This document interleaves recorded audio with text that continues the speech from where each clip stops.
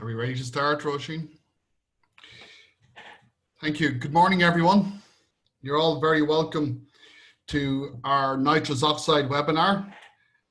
I'm Micheál Clear, and I am the chairperson of Ballymun Local Drugs and Alcohol Task Force, the Prevention and Education Subcommittee. So as I said, this morning we're having a webinar on nitrous oxide, and we have Suzi Gage speaking to us, and then Nicki, Killeen, and Jimmy Bell from Ballymun Regional Youth Resource. Nitrous oxide has been raised as an issue both locally in Ballymun and in various communities across Dublin and further afield.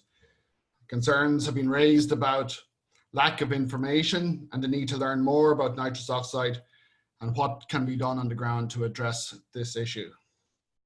As chair of the Prevention Education Subcommittee, I'm really delighted to welcome all of you to this webinar this morning, and I'm hoping it will inform and update your information. In this webinar, as I said, Suzi Gage will start, and she's a psychologist from the University of Limerick, where the issue of nitrous oxide use has been in existence for a bit longer than here in Ballymun, Dublin, and nationally. This is going to be followed by the emerging experience from Ireland with, as I said, Nicki, Killeen, who's from the HSE Social Inclusion. And then that'll be followed by a reflection from Jimmy Bell of the local experience in Ballymun and approaches that have been used and are being used with young people. And Jimmy is from Ballymun Regional Youth Resource. There will be a brief overview of the good practice in substance use education from Angela King from Ballymun Drugs Task Force, followed by questions and answers. People can submit those questions as we go along, and these will form part of the Q&A at the end. Hoping that that's all clear to you all and that you're all very well this Monday morning. So now, let me introduce our first speaker, Dr. Suzi Gage. Suzi promised that if I listed the long list of accomplishments that she would go bright red. So I'm working on that as hard as I can this morning. Suzi, as I said, is a psychologist and epidemiologist with a range of interests, Suzi, including the nature of associations between lifestyle behaviours and mental health. She's a senior lecturer at the University of Liverpool and has a popular science podcast and accompanying book, Say Why to Drugs, which explores substance use. Her PhD used the Avon longitudinal study of parents and children to investigate associations between adolescent tobacco and cannabis use. After her PhD, Dr. Gage remained in Bristol and became a prominent voice in the public debate about recreational drug use. In 2017, she joined the University of Liverpool as a lecturer. She's a member of the Society for the Study of Addiction and also social media editor for the journal Addiction. I can't see from my screen whether we have her turned bright red yet. As the one last thing I will say is that Suzi's award-winning podcast, Say Why to Drugs, explores the science around substance use, and it is on Scroobius Pip's Distraction Pieces Network, and he has co-hosted many of the episodes. The podcast has over 1 million listeners, apparently. Does that sound like enough to start us off, Suzi? I think that's more than enough. Thank you very much. You're very welcome, and I'll hand over to you. Fabulous.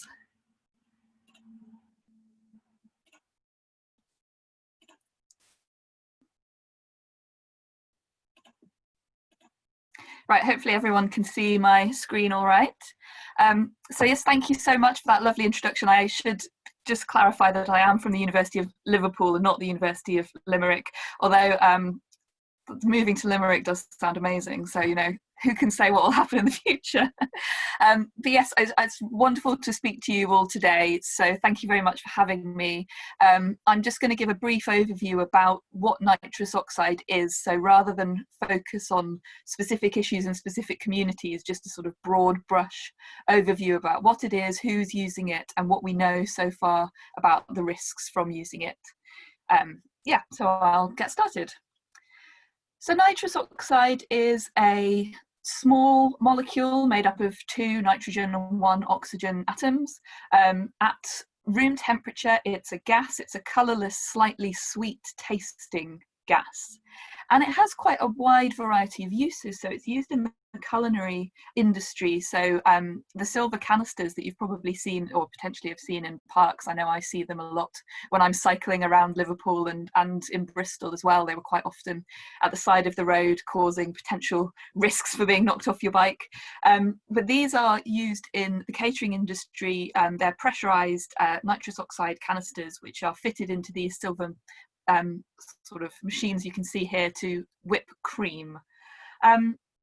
It's also used in medical settings, which we'll come on to in a moment, but increasingly it's growing in popularity potentially in recreational settings as well. So in each of these little silver canisters, which are sometimes called whippets, there's about 8 grams of nitrous oxide, and that's considered a dose of nitrous oxide, and often this is put into a party balloon which is then inhaled from. Some people do put 2 canisters at once into a balloon. Obviously this increases the risks substantially from doing so. And nitrous oxide is a very short acting substance. Pretty much as soon as you stop inhaling it, the effect pretty much goes away almost straight away. So it's quite common for people to use multiple balloons, multiple canisters in one session of using nitrous. It's also used sometimes to heighten the effects of other recreational substances, in particularly psychedelics. Although it's not necessarily the same demographics of individuals who are using it in this way compared to people who are using it by itself. So I think that's quite important to consider. So who's using nitrous oxide? Now I mentioned that nitrous is a medical product, and actually it has a really long and interesting history, which I'm obviously not going to go into now because there are more important things to focus on that are relevant for this audience. But if you are interested, I did write about it in my book, and there's lots of information online. But it was discovered in the 1770s by Joseph Priestley.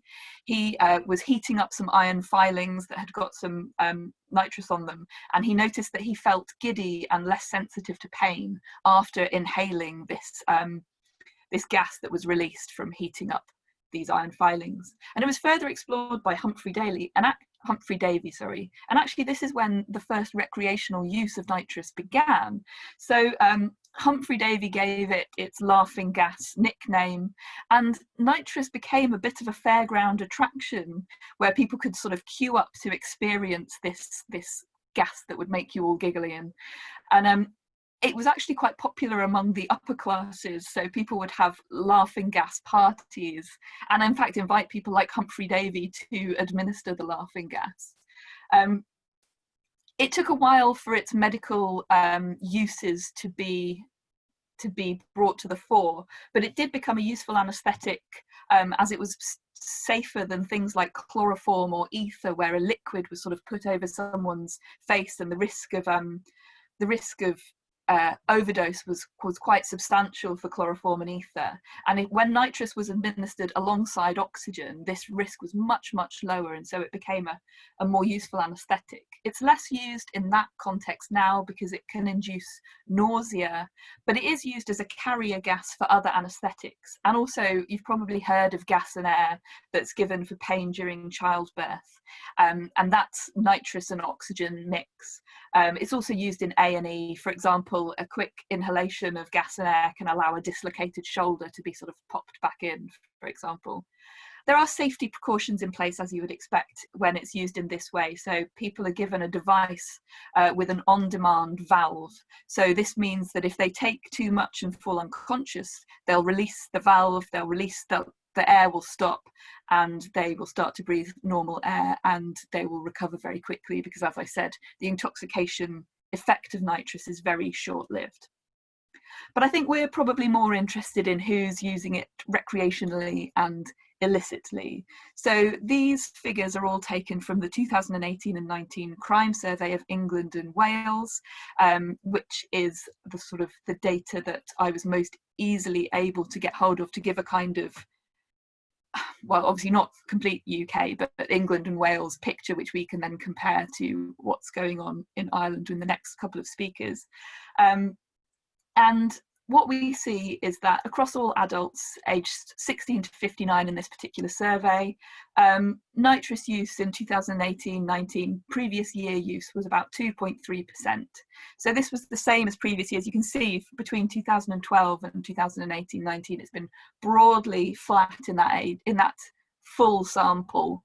And it ranks as the third most prevalent illicit substance after cannabis and cocaine. But 2 in 3 users in this survey were under 24. And you can see there does seem to be a bit of an increase since 2012-13 in this youngest age group here, the 16 to 24-year-olds.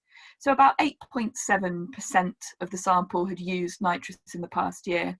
And this equates to approximately 552,000 young adults across England and Wales. That's broadly similar to the number in that age group who report using any Class A drug. And it's the second most commonly used illicit drug in this age group after cannabis, which is used much more, about 17.3% of people using cannabis compared to 8.7% of people using nitrous. Then it's cocaine, about 6.2%, and MDMA, 4.7%. So this is just to give you an idea about where nitrous is sitting among different types of recreational or illicit substance use. Obviously alcohol and tobacco higher still, but they're not illicit. And a 2016 survey found that the UK had the highest nitrogen oxide use among 6 nations that it surveyed. And they did a bit more exploration about where people are getting nitrous from, and they found that most people purchase it through the internet. Most people use it by inhaling it through a balloon, and it's most commonly used at house parties. So that's what this particular survey found. And I'm very happy to share my slides afterwards, and in the notes it's got links to all of these different surveys that I'm mentioning. So if people want to go and read the primary research, then you're perfectly able to. But what about younger people? That survey only looked at adults, well, 16 to 59-year-olds. So I also found that the NHS Digital had published this smoking, drinking and drug use among young people in England survey. So now this is just England, it's not England and Wales, so it's a slightly different population.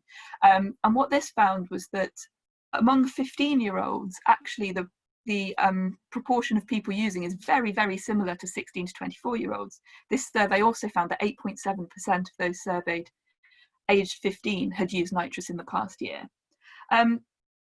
In terms of younger people still, nitrous use does fall off as people get younger, which is good. So of all the pupils sampled, and you can see it goes from 11 years or younger up to 15 years, approximately 4% of those sampled had used nitrous oxide in the past year. And this was the same as those reporting having used volatile substances, so sort of glue, sniffing, things like that. 17% of this group reported taking any substance in the past year. And to sort of put it in perspective, twice as many people in the past year had tried cannabis compared to having tried nitrous in this sample in 2018.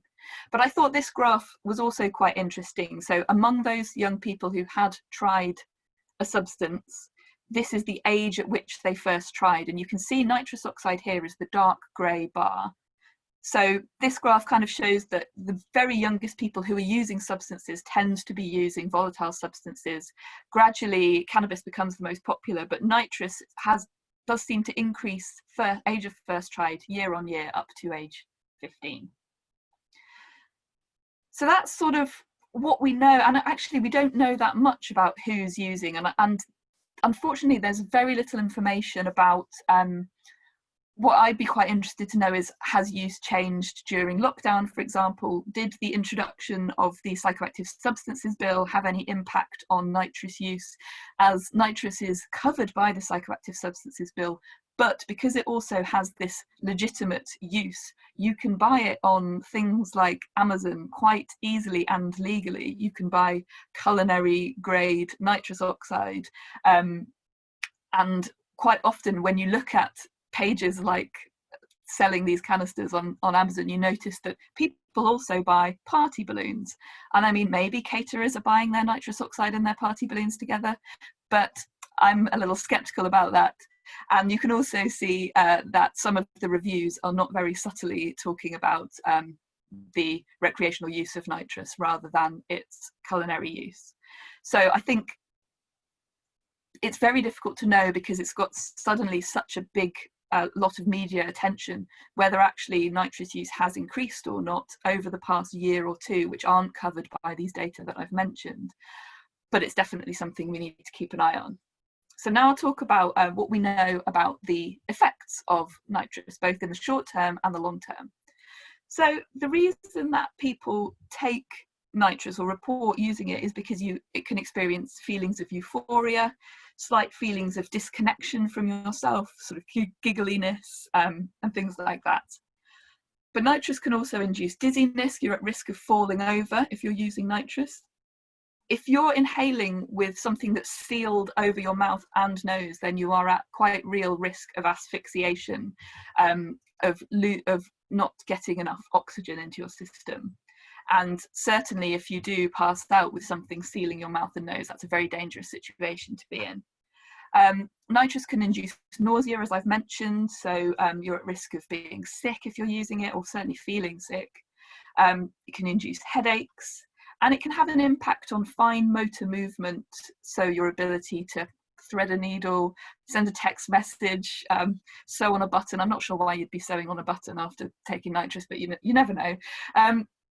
And there are other risks from things like inhaling directly from the canister. When gases are pressurized, obviously putting a pressurized gas near your face is a bad idea anyway, but also the temperature of pressurized gas is really, really cold. And if you are inhaling straight from the canister, then you're at risk of frostbite to your face and lips, potentially even your larynx or lungs. So this is why people are encouraged to transfer the gas into a balloon rather than inhaling directly from the canister. That is substantially more risky. There's also a risk of hypoxia, and this is particularly problematic when you're inhaling nitrous without oxygen alongside it. So when it's delivered medically, you get gas and air, you get nitrous with oxygen included. But if you're not inhaling oxygen alongside your nitrous, then you can really risk damaging important organs, and hypoxia can occur within minutes. So it is really important that people who are using nitrous are aware that that can happen, and so need to be very careful not to constantly inhale nitrous for longer than a few seconds at a time. So I'll move on to the longer term use. Nitrous does have a relatively low toxicity compared to a lot of other illicit substances, and recreational drugs in general, really. This graph here shows from the Office for National Statistics death data in England and Wales, the deaths registered between 1993 and 2016. Unfortunately, this is as far as the data goes. There hasn't been any further data on deaths related to nitrous since 2016. And I know this because a friend of mine who recently made a radio show about nitrous put in a Freedom of Information request about a month ago, and they have only gone up to 2016 at the present. And you can see what looks like a bit of a worrying trend, that in the past few years up to 2016 there seemed to have been this increase. But I think it's worth pointing out the absolute numbers here.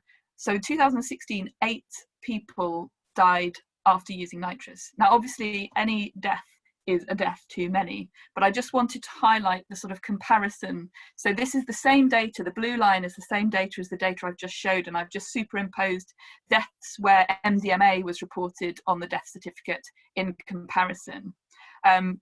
So you can see that while it might look like there is this bit of an increase, deaths from nitrous is still very low in comparison to other illicit substances.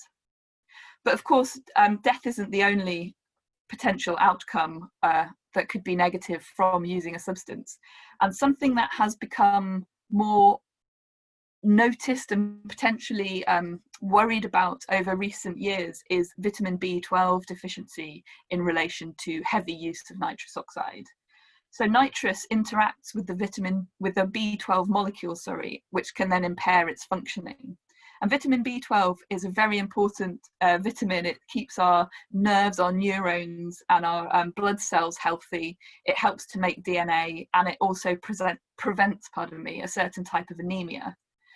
So symptoms of low vitamin B12 include things like tingling in your fingers and toes, numbness, difficulty walking, and extremely low vitamin B12 can cause neuropathy, so damage to the nerves and neurons, and spinal cord damage.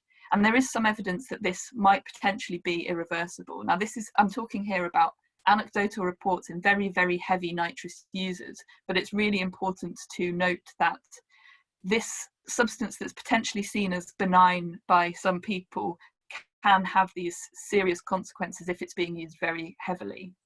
Now, the scale of this risk of vitamin B12 deficiency is as yet really unclear. But I was speaking to a medic at Bart's Hospital in London, and he told me that in their particular area, they are seeing patients most weeks who have severe symptoms that are potentially irreversible. And it definitely needs more research to look at the scale of this problem, the severity of this problem, and all sorts of things. And when I talk about heavy use in this group, the case studies that have been published suggest that people with these symptoms are using 2 or 3 times a week and potentially over 100 canisters a day when they are using. So we are talking about a very extreme end of the spectrum of use here. So some people who do use nitrous heavily have started to take vitamin B12 supplements as a way of trying to mitigate this. But it's actually not clear how effective that will be, as nitrous interacts with the B12 molecule. So even if you're taking more, it still might be a problem. And I think this is something that's really important to highlight. One other thing about nitrous is that it is teratogenic, so it can harm a developing fetus. So women of a reproductive age who are using nitrous need to be aware of this. I think perhaps because it's used during childbirth and labour, people might think nitrous probably doesn't harm an infant, but earlier on during pregnancy, there is a real risk of using nitrous if you're pregnant. So I'm just going to finish off with a couple of potential harm reduction strategies that I think we should all be encouraging. And these are pretty much what I've covered elsewhere in the talk, but I thought it was a good way to end. So don't create a seal around your mouth and nose when you're using nitrous. Don't inhale directly from a pressurized canister. Don't rebreathe the air from a balloon. This is can be quite a common thing that people do, is they think, well, I'll get the most out of it, so I'll breathe in and then out into the balloon and back in and out into the balloon. And it's that kind of behavior that can really increase the risk of both asphyxiation and hypoxia. So, and you don't get any extra nitrous from doing so. You inhale it all in the first balloon. Don't use somewhere you're at risk of falls and injury, because it's likely to make you dizzy.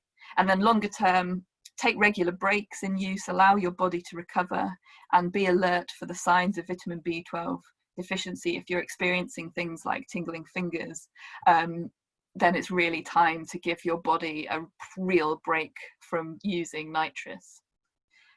And I've just put a few further resources here which might be useful. So if you want to go and read more about or listen more about the effects of nitrous oxide and what we know about it, then these are a few good links. But yeah, thank you all very much for listening. I think we're doing questions after everyone's spoken, aren't we? So I'll stop sharing my screen now.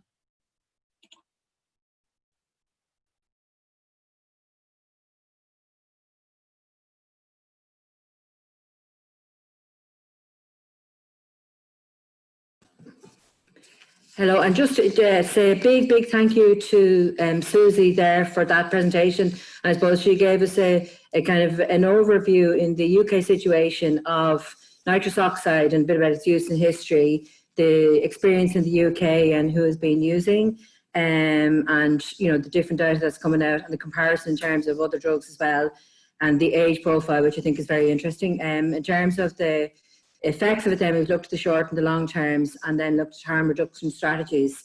So just a big thank you to Suzi, who has been very involved with us, has been trying to plan this. So thank you there. So now we're going to move on to the Irish experience, and that's going to be given to us from Nicki Killeen. And many of you would probably know Nicki anyway, but for those of you who don't, Nicki works with the National Social Inclusion Office with the Health Service Executive, and she works on emerging drug trends and harm reduction projects for them, ensuring that work is culturally competent and in line with international best practice. This work is shared via drugs.ie and other social media channels. And again, the links for this will be given later on for people who may be not as familiar. And Nicki is the coordinator of the Emerging Drug Trend and Drug Checking Working Group, which is chaired by the HSE, and they're currently reviewing evidence in relation to early harm reduction responses in Ireland. So I'm going to pass you over now to Nicki. Thank you. Hi everyone. Oh, hi everyone. Thank you so much for the Ballymun Task Force for organising this webinar, first of all. I know, as Michal said at the start, there has been some concern in local communities and nationally regards to this topic. It was really great to see the UK experience. I suppose that has been a trend there for the past few years, so it's really great to have Suzi's input. So today I'm going to give a very quick overview of some of the work here. I'll share my screen. Have patience with me for 1 second.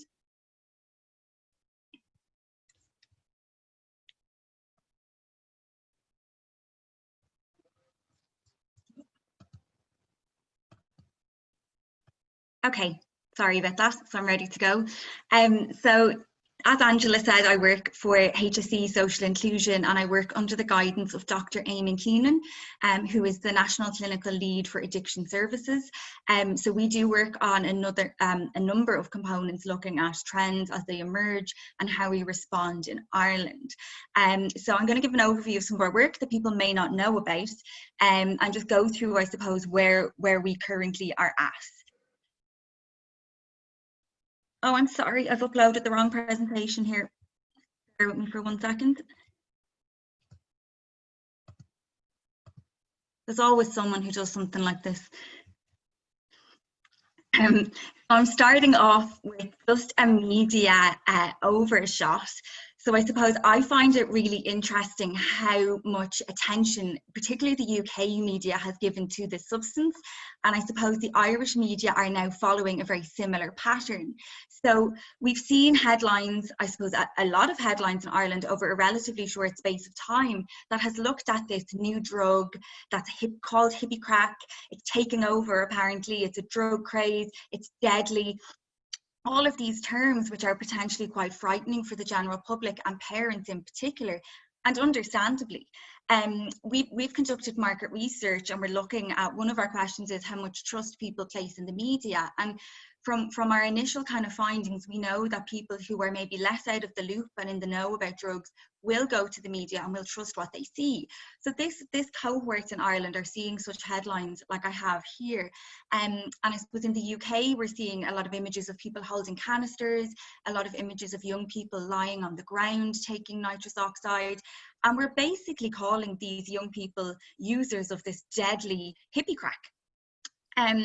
So I suppose I just wanted to highlight the impact that these headlines can have in perpetuating fear and in, I suppose, somewhat stigmatizing the drug itself and the users.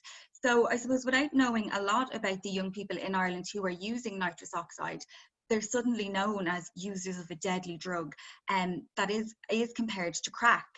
So I suppose that can be quite worrying for parents, that they think their young children are being exposed to something very similar to crack. So it's misleading and potentially frightening. So I think we have done a lot of work internationally, you know, calling on the media to portray drug users in a fair light. So to use person-focused language, to remove bias and to remove stigma. And I think we very much need to focus on new trends with the same ethos. So we need to not panic, we need to articulate the drug trend and the users in the media in a fair manner and in a way that doesn't create stigma. So I think, you know, in Ireland we haven't seen the images like in the UK of footballers and celebrities on front of tabloid papers being labelled and I suppose being shunned for using this substance. So I suppose I just wanted to open with that in the media, I suppose, has laid a perception in Ireland of where we are at with this substance. So on reflection, then I'm going to look at some of the evidence that we have been reviewing behind the scenes. So the Irish situation, while the media discussion has been happening, we have been looking in the back at, I suppose, the evidence and the data and our response. So at present, nitrous oxide generally is not represented in traditional data sets. So we have no record of deaths in the drug-related index. We have no reported calls to our National Poisons Information Centre. So I know some of the media has looked at the calls to the Dutch Poisons Information Centre and how that's increasing. We are not seeing that situation here. So for roughly 2 years, we know that we have low levels of use among the nighttime economy. So at festivals and by people who are frequenting nightclubs and different domestic party settings. So use has been low, it hasn't been a concern. We have been working with, I suppose, a focus of drug use in the nighttime economy for the past year or so, and this just has not been emerging for us. We did include it in our festival training for paramedics, and we did ask about it at festivals we were at and at universities we were at last year, and it just wasn't presenting as a concern. It wasn't presenting as a substance that young people were reporting as a new trend or something new that was emerging to the market. However, we did include it in our festival survey that we launched last year with Trinity College. Now, we haven't published, this is going for academic publication, so the findings can't be shared just yet. But we did identify that over a quarter of people who use drugs at festivals had used nitrous oxide. But we are unsure at the moment if that's linked to using at a festival in Ireland or using at a festival abroad, because we did have a high portion of people who are attending this nighttime economy. They engage in nightlife and drug tourism and experience tourism. So they are traveling to the Netherlands, the UK, to other countries to experience their nightlife. So more specifically, I suppose, with the call of action of this webinar today, we're looking at, I suppose, the communities that this has emerged in and the concerns there. And this is particularly among a younger cohort of under 18s. So we are aware for roughly 18 months to 2 years that use has been emerging. Again, we haven't had many reports of harms, but that, I suppose, a culture had been developed. And I suppose what's interesting to note with nitrous oxide in comparison to the UK and the Netherlands, the trend has not risen so sharply here over the past few years. So, you know, it hasn't been available in nightclubs like it has in the Netherlands or at festivals or in shops. So, you know, I don't know why. I think it's very interesting that the trend didn't mirror UK trends and has not taken off here in the same pattern. You know, one area we could consider is the Criminal Justice Psychoactive Substance Act of 2010, which possibly meant that it wasn't available in shops such as in the Netherlands and other countries.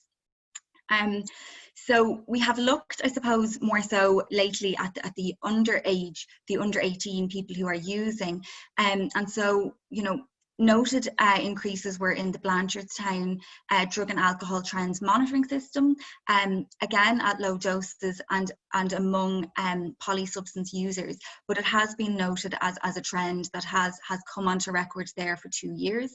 There's also been other new trends such as cough syrup in, you know, in drinks and so other things that might be more concerning than this, but it has been flagged. So in January of this year, Dr. Eamon Keenan used the media based on some concerns and raised awareness of, I suppose, this trend emerging and that there are associated harms. And then again in May. So I suppose our initial call of action, which I'll talk about in a bit, has been at parents. So our call of action through the mainstream media has been for parents to talk about drugs. So just some very quick conversations that we've been having while I suppose the media has been documenting some of the headlines that I showed. So we consider this not a new drug, but we have new user groups. So we have under 18s now using this within their communities. So it's a little bit different, I suppose, to the nighttime economy use that we were aware of. I suppose a lot of the headlines have said that we've huge increases, that it's a drug craze, that it's a trend.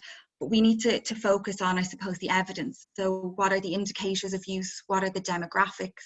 Was use emerging anyway? Was this happening before COVID-19? What are the emerging harms? This will inform how we respond.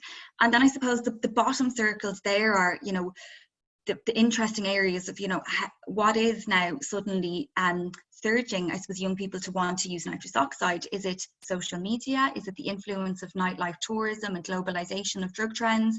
Is it a home delivery culture during COVID-19? Or is it the displacement of other drugs during COVID-19? So we had some questions, I suppose, that we weren't able to initially answer. So we had discussions in May. We had youth action panels with student representatives, and they were over 18. We spoke with youth workers in different services. And I suppose we initially held these discussions because we were concerned of the market changing. So there was a lot of international concern about how COVID-19 may impact on drug markets. So we had discussions because people who aren't presenting to services are hard to reach, but became even harder to reach during COVID-19. So we wanted to open up different dialogues with different networks. And nitrous oxide didn't present it as a trend at that point. So we looked at the National Addiction Advisory Group for feedback from their areas, the Department of Health, and An Garda Síochána. So they were our initial discussions to get as much information as possible. Now we know that there has been seizures, so we can confirm that, you know, people are supplying, so we know that it's been seized in some areas. So we wanted to take it further to look at the indicators and to look at emerging harms. So we created a trends template for drug and alcohol task forces. So this was just a series of 12 questions to help us identify some of the issues that would inform our response. And we've also sent this out to the student networks to look at over 18 and nightlife patterns there. So this was a kind of quick way, without launching an official survey, to get information that we needed to inform a report that we're doing on the substance in Ireland and to tailor our response. So what I have here is a very quick snapshot of some of the areas. We're not finished this work, so this does not represent the full situation or every area. But of the 12 areas who responded to me initially, 8 have felt that it's a trend locally, 3 have said that it's not, and 1 had said yes, but they didn't feel it was tangible. So they reported yes, but they were kind of on the fence about it. Of those, we wanted to know if it was emerging during COVID or pre-COVID.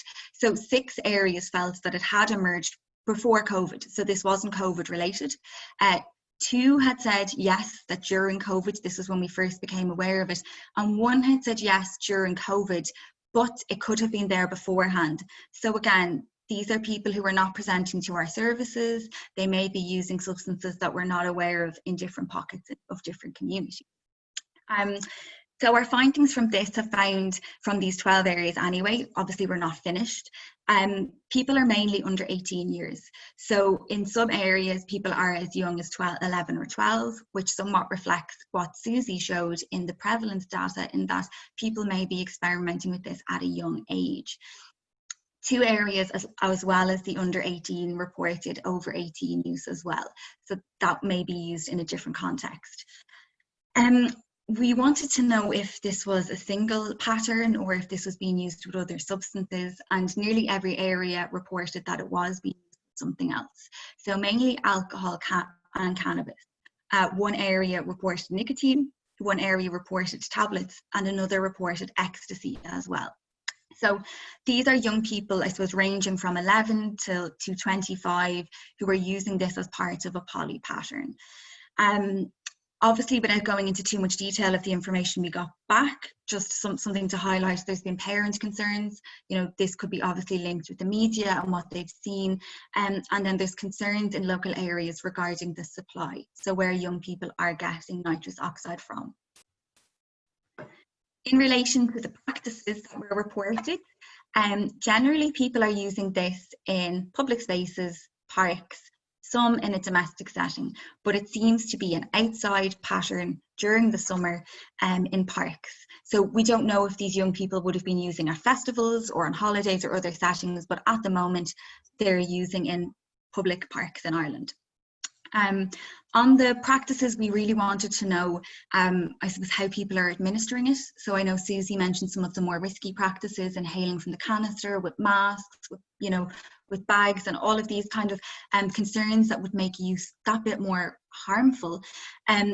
So based on the litter, some of the areas said that some of the litter that they're seeing contains canisters and balloons, but others they're just seeing the whippets. So they're just seeing canisters. So from that, it could indicate that balloons aren't being used, but again, we don't know if they've been packed up or removed. 2 areas definitely reported that they feel people are inhaling directly from the canister. One had said there's reports of people using a Capri Sun package when there's no balloon.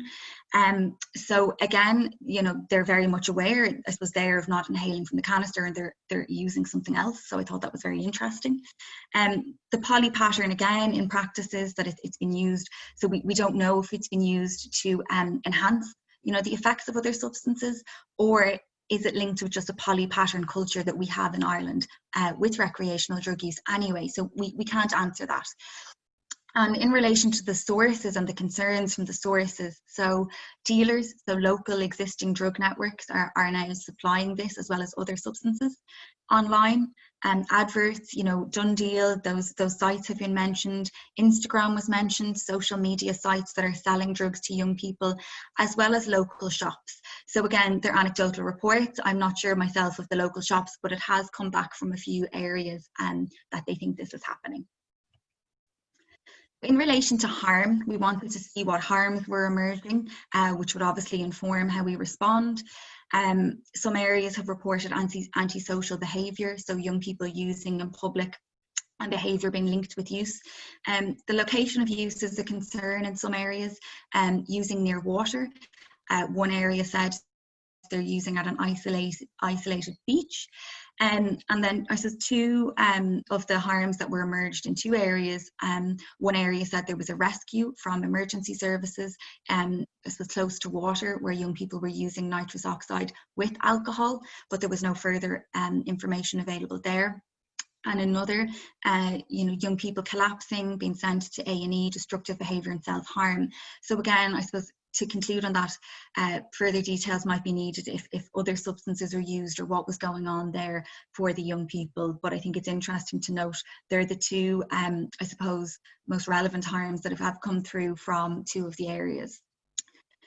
So in relation to our areas of concern, we're looking at a very young cohort.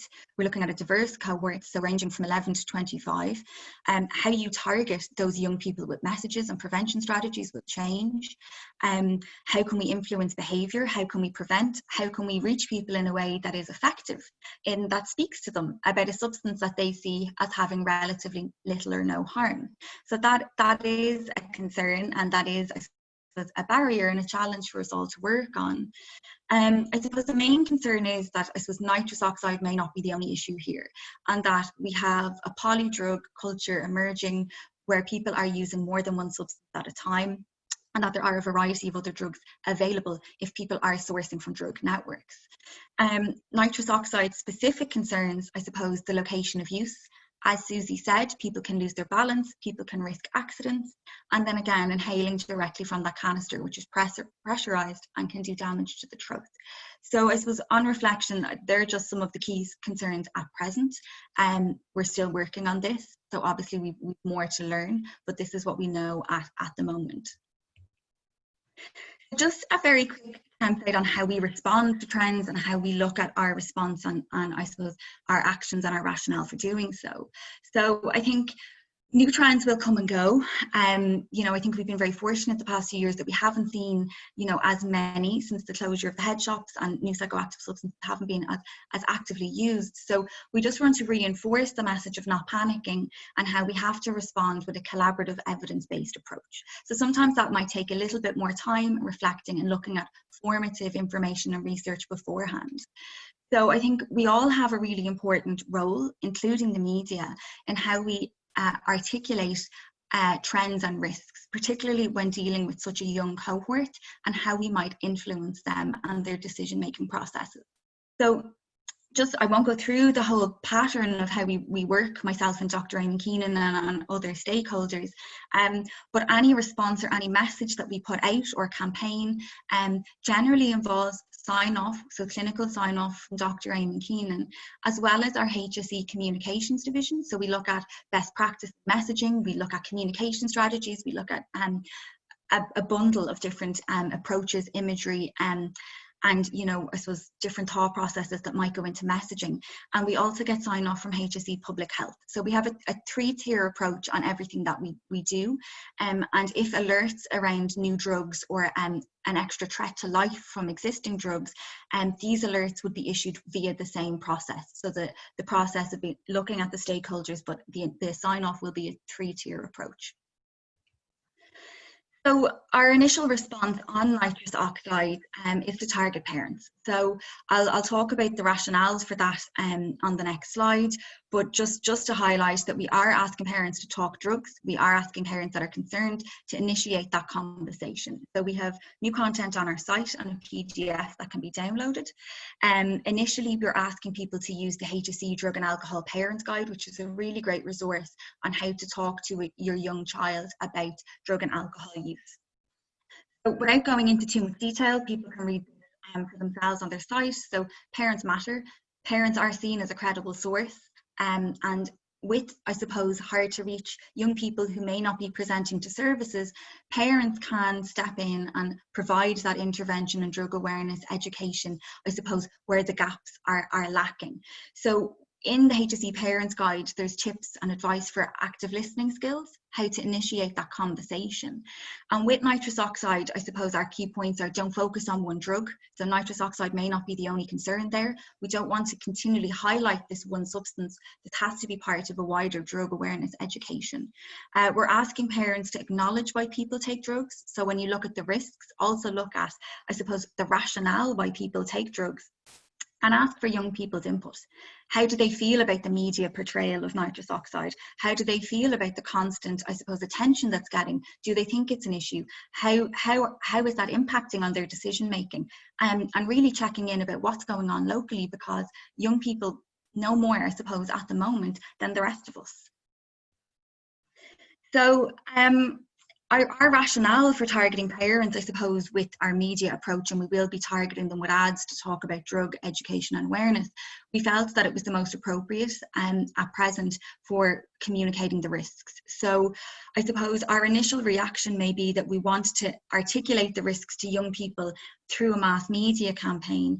And I suppose we have to look at the evidence for this, and the image here, your drugs, your brain on drugs, this is commonly used as bad practice for drug education, and that young people can't relate to it. So again, when we're articulating the risks of nitrous oxide, we need to consider how young people see it, and they may see it as a non-dangerous substance. So I suppose us providing information alone and fear arousal may actually discredit them from trusting us again with information. So we need to be very, very careful, particularly with 11 and 12-year-olds who this might be their first time to be targeted with a drug awareness message, that we need to provide them with something that they see as credible and something that they trust in us. So we're asking for a multi-component approach. So information is supported with local interventions or interventions by parents.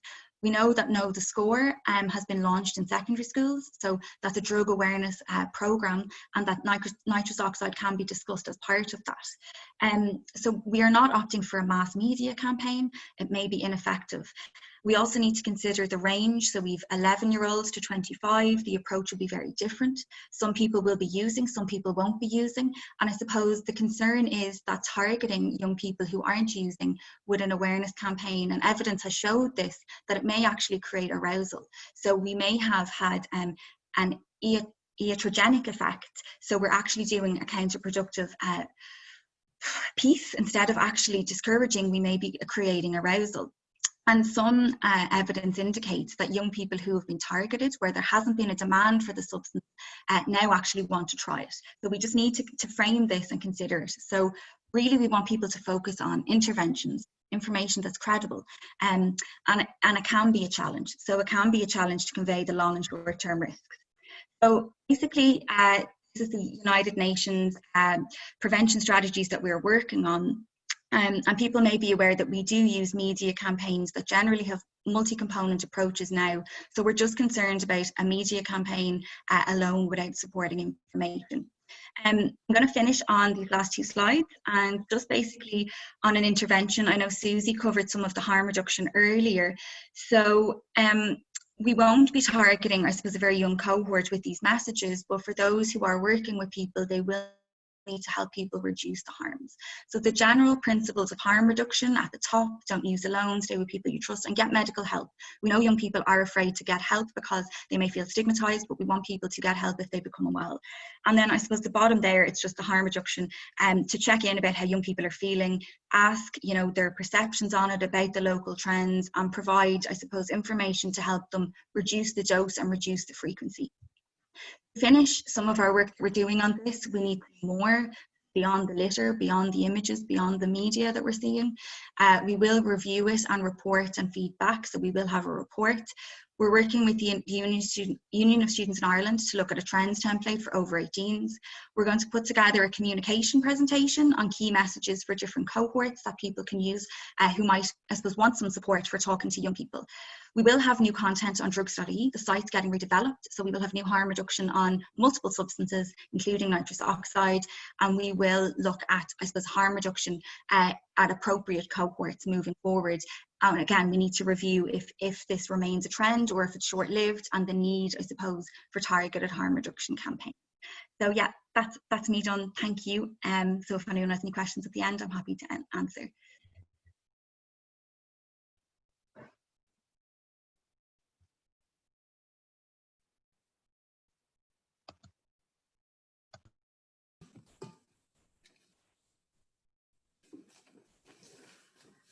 Okay, so big thank you to Nicki there for her presentation there. And I suppose, again, many of us would have seen, as Nicki has given in the beginning of the presentation, would have seen the impact in an Irish context in terms of media presentation and how that kind of maybe stirred up something, and how there's been a more considered response, and the importance of having a more considered and reflective response. And that's part of what the HSE have been doing. And then we looked at some of the themes and the ages that have been coming in as well, and looking at kind of the evidence that's there. Again, there's similarities in terms of the age cohort that seem to be using, but there's differences between Ireland and the UK in terms of where that is, in the sense of it seems to be more in public places in Ireland, maybe some home use, but more in public places. And again, I think the messages that have been very strong again, in terms of the sources, you know, where people are getting it from, and that's been very varied. So in terms of the harm, and you know, looking at the harms in relation to the use, where people are using, and the fact there seems to be some level of isolation near water areas, maybe beaches and things, and the risks associated. So again, there's that link between what people are doing and how, you know, having those conversations, the importance of that. And I think what has been highlighted very strongly, I think in Nicki's piece particularly, has been the importance of parents as partners in the conversations, and working with parents, but looking at it in a way that it's age appropriate, that it's developmentally appropriate, and that it isn't about scaremongering. It's about having the conversations, using the resources that they're the legitimate resources that are evidence-based in terms of what we do, And I think the piece again about the don't panic, that there's a piece around making sure that we use the evidence there and bring that forward, but that we keep the conversations going between the parents, and then we use the other resources like the schools and the Know Your Score, and that it's targeted and that it's credible, that young people connect with the messages, but that it's appropriate, that it's not, you know, that it's geared towards specific groups. So a big thank you to Nicki for that, and building on what the presentation that Suzi did as well, in terms of expanding on an Irish context, but again there's some reference there, so a big thank you.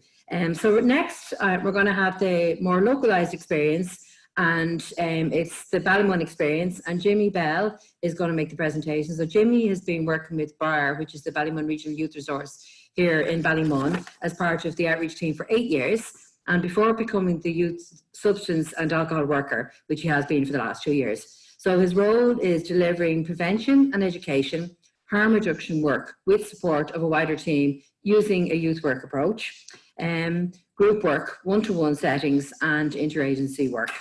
And he says himself, he's a proud member of a great organisation, always working at providing a safe space for young people to grow while empowering and building resilience and positive, lasting friendships and relationships.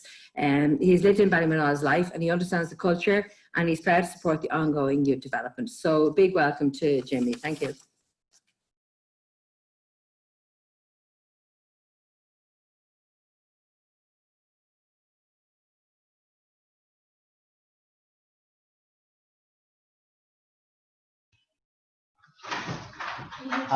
Yeah, thanks, sorry. Thanks so much. It was great listening to Nicki and to Suzi on their experiences, and as Angela said, I'm going to take you through how we established the need, that there was starting to become a community issue and a community problem with it, and then I'm going to talk through the leaflet that has been created on the back of the need emerging in our community, and also how we might deliver it as a tool in future. So the first slide I'm going to go on to is the need and how we establish the need. So nitrous oxide gas, okay, it became a need. We started to realise that it's starting to become a community problem, and how we started to establish that was the relationships with the community and the young people in the community. Both the services in the community were starting to talk about an emerging trend, and also young people were starting to become curious about it and asking questions about it. So for us, we started to realise that this might become an issue and we need to start acting on it. Also some anecdotal evidence. We heard of stories of young people who might have been consuming the substance and ending up in A&E because of it. Also high numbers of other young people from other communities were starting to form in our community, and that was a red flag for us to say, why are these young people starting to come to our community. Also, we had other services and concerned parents who, the other services were having relationships with young people, and young people were bringing up reports of them using it or being around usage of it at parties or hangout spots and stuff like that. And also concerned parents who are starting to notice change in behaviour and behaviour patterns of young people in the community, and you were asking questions, why was this? Also the media informed us as well that it was starting to become an issue across the nation, not only locally but across the nation. So we thought to ourselves that we need to start thinking about this and thinking about how we can make some sort of intervention. Also, we started to notice during the pandemic there was an increase in the use, and that could be down to people being at home more, working from home more, and starting to notice patterns of young people starting to gather and stuff like that. Our colleagues and organisations through meetings and through the network were starting to report that young people were raising concerns, or they were hearing about young people who might be involved in some use of the nitrous oxide gas. And then obviously the visual that Nicki and Suzi really talked about, we started to notice in hangout spots and areas where young people might gather that there was a lot of the silver canisters on the ground and balloons and stuff like that. So that's where we started to think, okay, this might be an emerging need or a trend, and we need to start acting or thinking about how we might be able to raise young people's awareness and make an intervention in their lives, because we don't want this to get out of control. So on to the next slide, we developed this leaflet. As you can see, it's like straight away it catches your attention with the colours, the vibrant colours, and nitrous oxide gas is the first thing. What do we know about this? And in fairness, like only recently through research and through working on this, we only started to establish more information about it. As you said, 18 months ago to 2 years ago, it was only starting to gather momentum. But most recently in the pandemic, we started to notice more increase. So for me, like looking at nitrous oxide, that's like, young people mightn't be able to relate to that word, but known as hippie crack or laughing gas or wipeouts, young people, that slang that might be attached to it, they might be able to relate that this is something that I've been around or I've experienced or I've been offered. So it's important then that they start thinking about, hold on, this is the same context as the hippie crack that I was offered. What is it? It's a colourless gas. How does it taste? Again, reports of young people using it while they're under the influence of alcohol or other substances while at parties. They mightn't remember what they were offered, but they might remember the smell or how their experience was while on it, while they inhaled it. Like, how is it taken? It's inhaled usually from balloons. They might remember that if they were intoxicated at a party and don't remember the name of it. They might remember that experience. The buzz and how long it lasts for. What's important next is the effects, the feel of euphoric and giggling, relaxed and calm, disorientated effects, headaches, dizziness, blurred vision, a loss of balance, feeling unsteady, disorientation, irritated respiratory tract, and the body that helps it breathe. Tight chest after use. This is important information because when young people are using it maybe for the first time and they're experiencing some of these effects, they might understand that this is what might happen to them while they're taking it. Also, for somebody who has asthma, who mightn't be aware that they're taking something that might be really detrimental to them, it's important to have that on. The nausea, the short-lived paranoia, again, very important that young people are starting to understand that this could be an effect. The effects of sound, visual hallucination, a change in blood pressure, sudden death due to the lack of oxygen. Really important that young people are aware of this information and the changes in mood and depression. So other known effects, nitrous oxide slows down the brain, your body responses. The effects of the drug varies depending on how much is inhaled. Frequent use can lead to red blood cell problems and could also lead to anemia. There is a risk of vitamin D deficiency, as both ladies have spoke about. Heavy regular can use vitamin B deficiency, which can cause nerve damage. The quality or purity in the nitric gas could vary and it could be confused with a toxic gaseous substance. People with heart, blood pressure and mental health concerns are at greater risk. Again, very vital information for young people. Nitrous oxides can cause a drop in oxygen levels, which could slow down the heart rate. Inhaling directly from a canister can damage the throat, and people are at risk of falling after use. Nitrous oxides can displace air in the lungs and can temporarily prevent oxygen reaching the lungs. This is very vital information for young people who probably aren't aware of what they're getting involved in. And also it can give them more informed and better choices so that if they are offered this or they are in a group that is pressuring to do this, they have a better informed information so that they can make a better choice. Advice for parents: talk to your teen, let them know that they can talk to you, which is vital. Keep an eye on the little canisters and the balloons in the household, and seek help if you are worried about your child using it. And on the bottom of the leaflet is just some contact people who you can contact if you have concerns around your child using it, or a family member, or somebody in the community. So this leaflet was put together, as I said, from the need. And as you can see, this can be used in any setting, in a one-to-one setting with young people. It can be used in schools. It can be used with parents. It can be used in a group setting.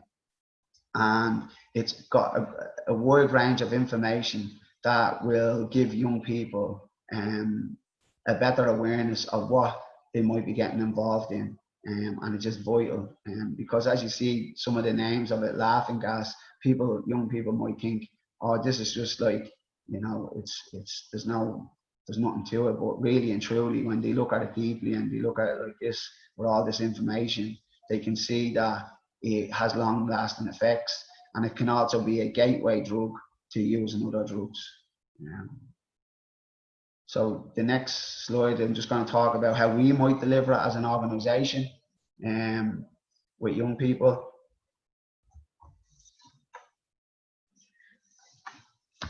Before I move on, I'd like to also say thanks to Nicki at drugs.ie for the information and for helping us to support to put that leaflet together. That leaflet can definitely be used as a tool, and how we would deliver it, maybe on myself even, would be thinking about your audience. So thinking about who you're going to deliver it to and how you're going to deliver it to. Also, use the knowledge provided, research the topic, make sure you know that you have the accurate information, that you're not setting young people up. And then also people's experiences as well, which is vital, because young people might be able to relate to the experiences better. Relationships, peers and settings are really important. So if you have young people who are you have a good relationship with, it might be important that it might be better that you're able to give them this information. Also, if there's peers together, it might be better for them to see the commonality amongst each other within a group. How we would get this leaflet out, I suppose, would be on social media or social media platforms.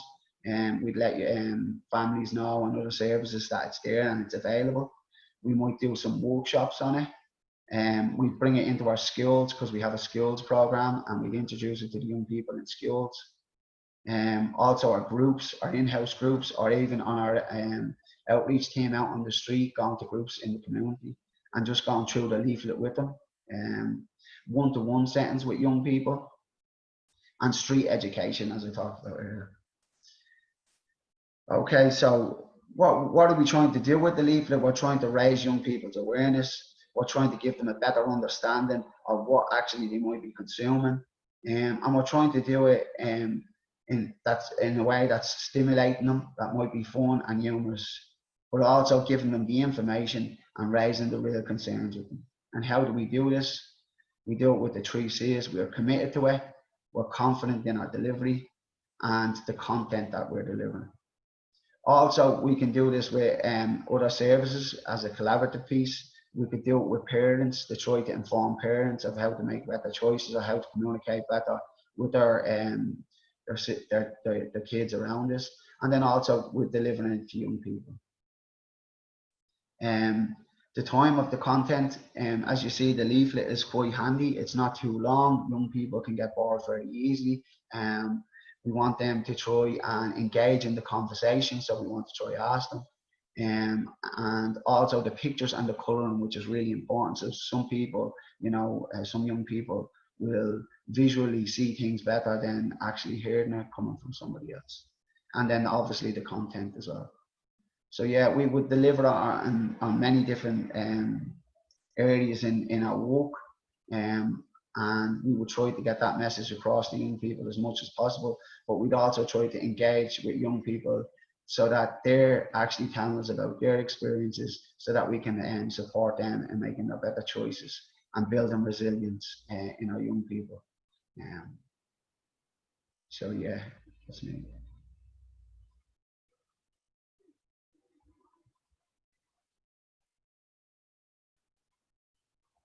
So that's how we deliver it, and thanks so much. Okay, and again, just a big thank you to Jimmy there for giving us an overview of the local experience, but also the work that has gone in and the thought that has gone into making the leaflet that's going to be used within the context for young people. And it's, I suppose, again, it's you know, in terms of looking at the, you know, the information that's coming back in relation to the use of the nitrous oxide, and you know, kind of parties are kind of maybe outdoor use and a small amount at home. So I think again, it's reflecting some of what the experience is from other areas. And again, I think one of the things that's very striking is the language that's used. Often, maybe a young person doesn't know a drug by its, or isn't as familiar with a drug by the name, you know, that maybe adults use. So it's important to be aware of slang, to be aware of what words are being used, and to be able to describe it. I think Jimmy gave a really good kind of, you know, indicator of how that might come about as well. Again, I think that the piece around parents, I think everybody has stressed the importance of parents as partners, and, you know, both in keeping their eyes open, but also engaging in conversations with young people around drug use. And that's where people, you know, can get their first information. It's an important source of information, but it's also coming from a place of care from parents. So it is really, really important to tap into that. It's also particularly with the age profile that seems to be emerging from both UK and from Ireland and locally, that with that younger age group, they're likely not going to end up accessing other services because it's been an issue. So it makes it so important to have that conversation and for parents to be engaged in it. Again, the importance of having tools and being able to use them in different settings, and in creating information awareness, and that there's a process involved in that. So it isn't just giving out something and hoping someone reads it. It's about engaging in the conversation, engaging in a process, and using that then. So a big thank you again to Jimmy for that. And I know that some of the other drug task force areas have also used the resources from drugs.ie to develop their own leaflets as well. So if people are listening from other drug task force areas, maybe to contact their own local drug task force and see you know, what might be available locally. And obviously for Ballymun, we have the resource available here as well. So I suppose just to do a little bit back, we're going to look at substance use education programs and best practice. So I'm going to move on to a slide there. Yeah. So one of the things that's been done a couple of years ago was making a distinction between drug information, drug education, drug prevention, and harm reduction. And I suppose each one involves different approaches. And I suppose that's some of what's been spoken about already this morning in terms of harm reduction, that your messaging is different, that your approach is different. Drug education is different again. So in terms, the two I'm going to focus on are the drug education and harm reduction. So basically drug information is more about information about drugs, which might include the description of the drugs. So it's more once-off talk. It's not part of a process. It's more once-off. As you can see, I've repeated twice there. And it would include things like leaflets, posters, and handouts, worksheets, and awareness campaigns. But in terms of drug education can cross over. So it's a systematic process of teaching and learning, and involves imparting and acquiring knowledge about drugs, but it leads to understanding, and that's a critical piece of it, that there's an understanding there. It should be age appropriate. And again, all of our speakers have really spoken about this because of the age profile that we're talking about. The age appropriateness of the materials that we're using in drug education, or the conversations we're having, is critical. It's developmentally appropriate, and it has achievable learning outcomes. So you're trying to achieve something by doing it. It's not just like, there you are, sorted, we've done that, we've ticked that box. There's far more to it than that. It should help equip the participant learner to safely traverse social contexts where drugs are available and are commonly used. So it's much more a life skills piece, really, in terms of the importance of equipping young people in a longer term, so that information can be built on over time as well. And there's programs that are designed with that in mind as well. So we flag that up later on as well. And in terms then of drug prevention, there's planned interventions that work to prevent or delay the onset of drug use. So in the differences, drug education and harm reduction can, you know, they're kind of longer term. So drug education can be from where people are maybe not using, but it could also be where people are using substances. So it can be across those different strands. Drug prevention is planned interventions that work to prevent or delay the onset of drug use. And these promote the cessation of the interventions that promote the cessation of drug use and are aimed to reduce the harms. Drug prevention is not always about drugs. It may focus on external factors such as sociocultural, environmental, and our family context. And in the harm reduction piece, there are interventions that work to reduce the harm caused by drug use, or that work towards reducing or cessation of drug use. And it includes, say, needle exchanges, supervised injection centres, drug testing, and other interventions by medical practitioners. But again, has been very much stated by Suzi and by Nicki and by Jimmy that it's very much about, you know, it's very much within the context of nitrous oxide use. There's ways of reducing the harm, and it's important that we consider those as well. So this particular framework comes from Clay Darcy from 2008, and yeah, so in terms of the substance use education programs, the best practice guidelines. So again, as has been very much stated, you know, this is very much about a holistic program. So it's in the health promotion framework, and it's a holistic development program. It's youth centered, so it's taking place in a safe, supportive learning environment. The rationale is clear and explicit, and it addresses mediating influences associated with drug use. So it reduces the risk factors, enhances protective factors, which affect young people. And then it's an integrated response. So the programs are developed with other disciplines, workers, parents, guardians, and young people. And again, these have been very much referenced by our three previous speakers in terms of the importance of engaging with other services, with parents, with young people, with schools. So there's all those partners there in responding. Program endorsement supported through policy at an organisational level as well. So it's not just randomly, you know, dropped in, but that is part of something bigger within organisations. And this comes from the, sorry, can just go back one there a second, sorry, Roisin. Sorry, yeah, this comes from the quality standards in substance use education. So there's a big manual that was prepared back in 2007, 2008, and it's, you know, the content of that is still as valid as ever in terms of the importance of how we do things, but it also gives very much a breakdown in terms of how that might happen in terms of substance use education programs and best practice in different parts of it. Okay, next one. Sorry. So again, we look at the staff being appropriately trained and that they have advanced knowledge of drug issues and youth work skills. And these are really important because it just means that people feel equipped and they're confident. And again, we're talking about evidence. So they're using all of that and bringing it into that conversation with young people. And I think Jimmy really talked about that as well in terms of the conversation being really important with young people and how we chat with them, how we have that conversation.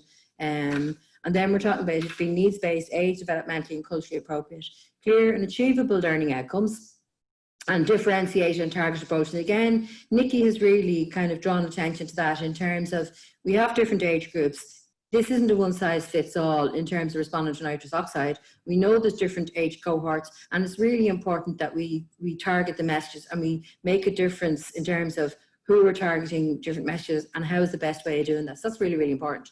And the content, again, that it's current, it's factually correct, and evidence-based methodologies that are used in terms of engaging that. And then sustainable program, and then monitoring and evaluation is part of the design and delivery. Okay.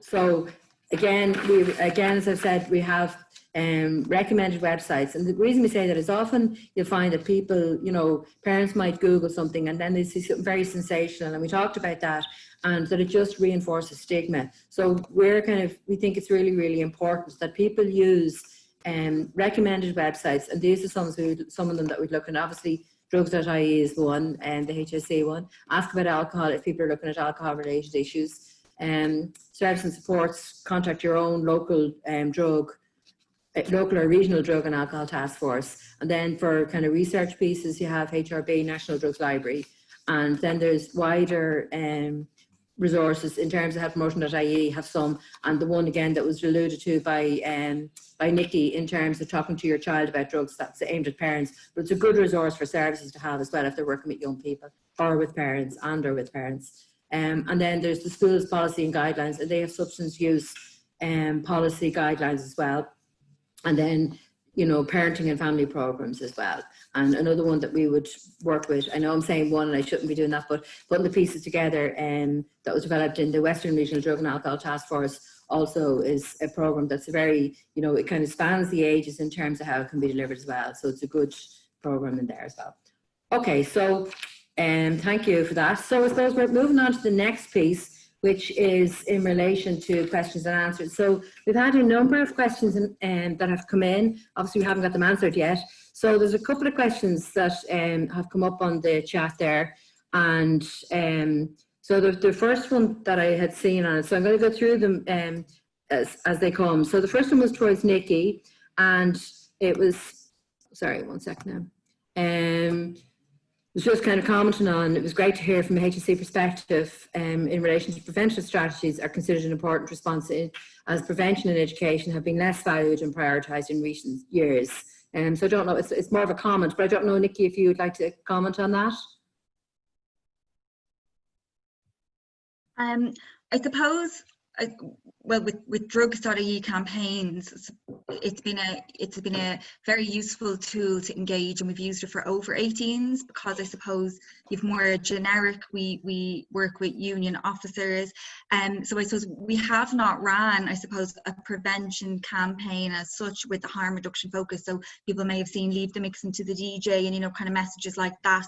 And we will be looking at, I suppose, a cannabis campaign and further campaigns. So I suppose it's not to say, I suppose, that it's been overlooked. I think it just needs a bit more time, consideration and work involved. So I suppose with prevention, I know the HSE have known the score and they've looked at schools and parents. So that has been the prevention approach that the HSE have taken. Now it is good feedback to hear that people are thinking like that. And again, if people have feedback and want to talk to us about our work, or, you know, feel free to contact us to discuss it further.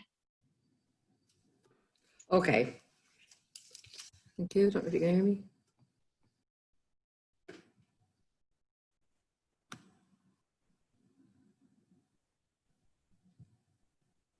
Okay, sorry. Okay, thanks for that, Nicki. And again, I suppose there's just another mention of thanks and from Tara DC in Clondalkin. And I suppose thanks for that, and also the opportunity for those working with young people around drug education engage in a formal way in this. So they're wondering if there is an opportunity for that to happen.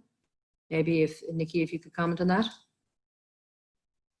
Yeah, and I just saw I have an email from Tara, so we've missed each other a few times over the past few weeks, so we can catch up on that again. Okay, and then there's another one then from, thank you for that, Nicki. So the next question then is for Jamie, and I was just commenting on a great poster, Jamie, and did young people have an input into the design of the poster?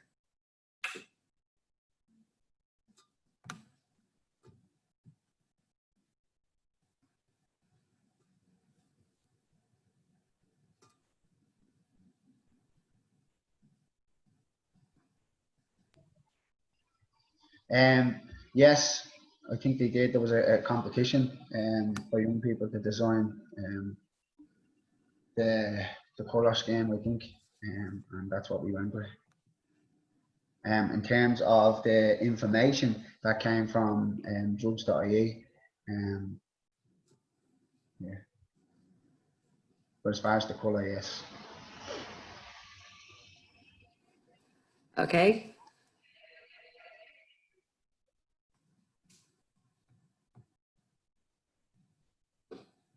Okay, thank you for that, Jimmy there. Again, one of the questions here is about the Ballymun leaflet mentions effects such as short-lived paranoia effects, sounds, visual hallucinations. Has there been much study on these effects? So whoever, Suzi or Nicki or Jimmy, if you want to comment on that if possible, please. Yeah, there is some sort of anecdotal evidence to suggest this, but there's really not very much information at the moment. So they are sort of symptoms that have been reported, but I don't think they're particularly common, and the scale of them isn't really clear. And I think this is among very heavy users again, that it's particularly if you are really using an awful lot of nitrous, then your risk of these more severe intoxication effects increases. But I don't know whether anyone else knows whether there's any more kind of systematic research into this, but as far as I'm aware, there's very little indeed. I think it's important to note on the effects, you know, each person will react differently, and it will be dose dependent, and we do say that. So I suppose when you're articulating the risks, you may look at every possible reported that could happen in this long line, but it will be dependent on the size of the person, their personal experience, you know, the drug setting comes into play, and all of these factors. So if one young person has a great time, another young person could have this, and it could be rare, and you know, but they may have that different effect. So it's the same with every drug, I suppose. So I suppose when we're listing the effects, I suppose it is important to talk to the young people about the effects that they're having, and say, well, if you use higher doses, or if you're using these are also the things that may occur. Okay. Okay, thanks Susie and Nicki for that response. Again, another question has come up, and again, it's the learning from other jurisdictions. So there's a question here about, are there examples of effective preventive responses and messages with young people from the UK that could inform our response here in Ireland?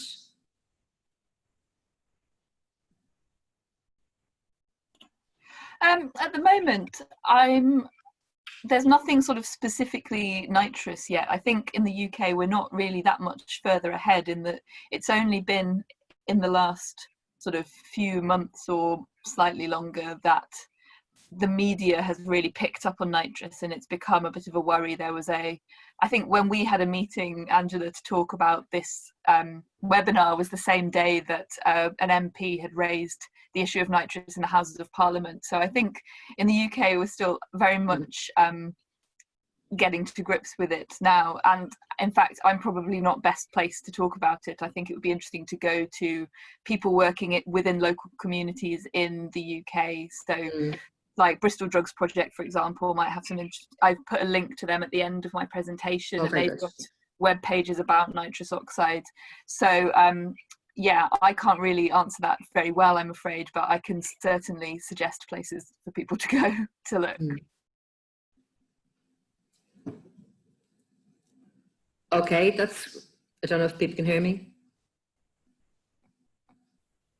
Okay, that's great. Thanks for that. I mean, I appreciate that. I suppose it is evolving and it is learning, and also I think from the experience both in the UK and the Netherlands, maybe even though we think that they may be a bit ahead of us, it doesn't mean necessarily that the preventive piece of it is necessarily ahead of us, or that the context isn't slightly different in Ireland as well, which it does seem to be. So thanks for that.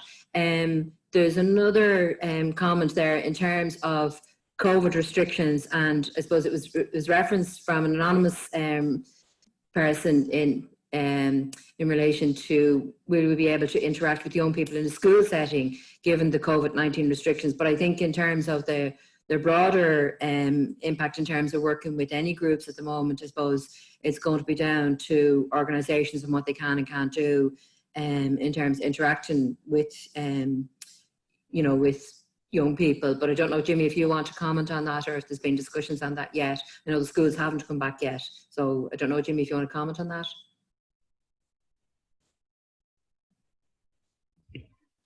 I suppose, yeah, we'd have to go by the government guidelines and the amount of young people we're able to have in a group, and we'd still be able to work with small groups and small numbers. But yeah, definitely, we'd definitely be able to do it if the schools policy would allow us, or the government guidelines would allow us, and we'd definitely be interested in doing it.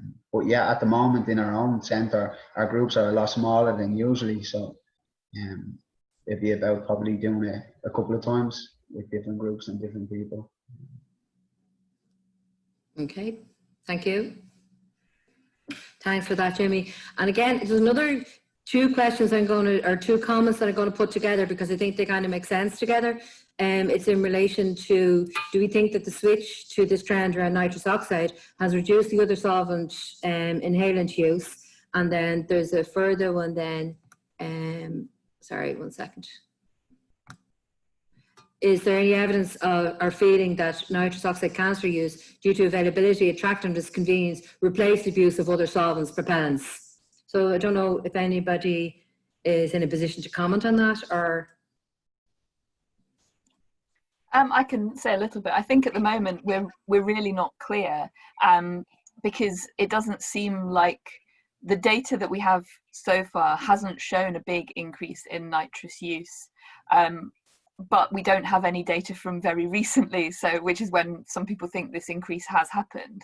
So I think it's potential, and it'd be interesting to see what nitrous is replacing, if it is replacing other substance use, because if it's replacing sort of maybe not necessarily things like inhalants, but things like MDMA or cocaine, then that could potentially be a positive thing. But if it's replacing things that are well, if it's going to increase harm, then that's obviously something to be really worried about. But it could potentially be people moving to a less harmful substance, which would be a positive thing, assuming they were using it in the most sort of harm reduction way possible. So I agree that I think we really need to kind of get to grips with what's happening right now, rather than the problem with the data that we can get tends to be at least 1 or 2 years old, because it takes that amount of time to collect it and clean it and blah blah blah.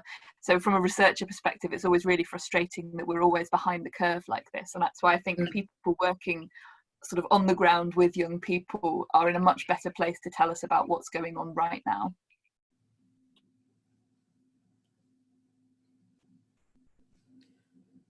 Definitely.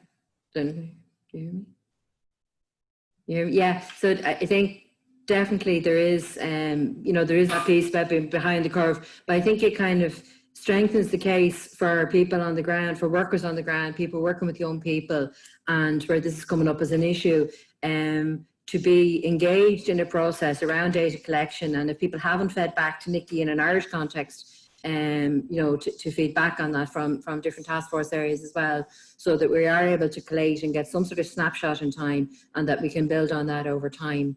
I'm just trying to see if there's any more comments. There's 2 new, just sorry. And overall, I suppose in terms of a lot of the comments has been very positive feedback. So I suppose, yeah, the comment is, yeah, okay. So there will be an audio recording for playback later. Or there will be a recording, and also that as some people have given permission for their PowerPoints to be circulated as well. So I suppose it leaves for us now to just do the thank yous in terms of the workshop or the webinar today. A big thank you, and I'll go through it in order in terms of speakers. So a big thank you to Suzi, Gage from the University of Liverpool for all the help in terms of getting this set up, and meet with myself and Laura O'Reilly, Dr. Laura O'Reilly from Arus, and you know, kind of having those conversations with us and the backwards and forwards in terms of trying to get this to happen. So a big thank you to that, and for all your effort. And again, I would plug the book that you have written, because it's been really, really good, and it's the name and the information is on the link as well. So just a big thank you to that. So it's Say Why to Drugs. So it's a really worthwhile read. Again, thank you, a big thank you to Nicki, Killeen, and to Dr. Eamon Keenan, who works with Nicki and in the HSE, the Social Inclusion Office, the National Social Inclusion Office, on helping, you know, through getting the presentation together and all the information that goes with that, and also for keeping drugs.ie up to date in terms of what's going on and making sure that information is out there and available. So a big thank you. Big thank you to our local Jimmy Bell, and for his work and his presentation, and for the work with the leaflet as well, and also to Angie Birch in Ballymun Regional Youth Resource. A big thank you to both of you for all the work in terms of getting the presentation together and doing the leaflet and all that work. And Roisin Byrne, my colleague here, also thank you in that, because you were involved in that process. Again, thank you to Dr. Laura O'Reilly from Arus here, who kind of helped from the beginning in terms of getting the information together and getting the webinar together. And then Roisin Byrne from the Drugs Task Force for technical support. And a big thank you for Micheál Clare, who's the chair of our Task Force Prevention and Education subcommittee. So a big thank you to everyone who took part in this today, for everybody who's put in their questions and comments and things. We hope you found it useful and helpful, and obviously it's something that it does seem to be an emerging issue in Ireland, so hopefully you'll have some further information to help you, and thank you very much.